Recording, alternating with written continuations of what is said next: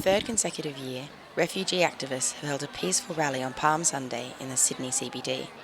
Over 2,000 people protested Australia's mandatory detention policies by stopping traffic as they marched down George Street. For Refugee Action Coalition spokesperson James Supple, it's about adopting humane policies. Calling the government to close the camps, particularly the Madison Nauru offshore detention camps, and bring all those people to Australia, and in general, adopt a policy which is about welcoming refugees, not turning them away.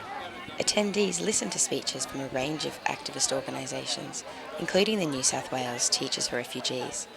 Member Jennifer Ross is concerned about mandatory detention's effect on children. Important as educators that we advocate for students in our care. I've had a number of refugee students and students in community detention in my school. All students have the right to free education. Students should be free to attend school, shouldn't be detained. Governments should be funding education, not detention. Despite the pouring rain, the crowd loudly chanted through the streets of Sydney.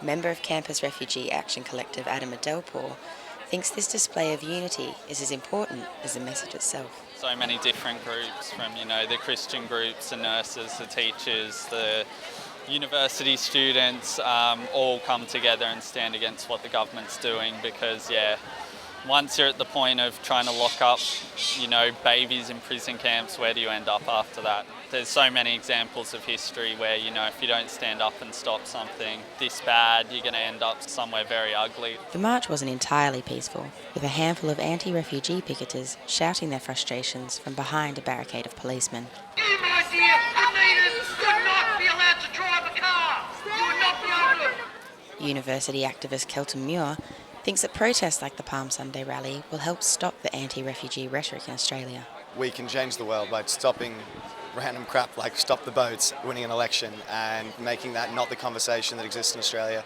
Kate Wagner reporting from University of Sydney News.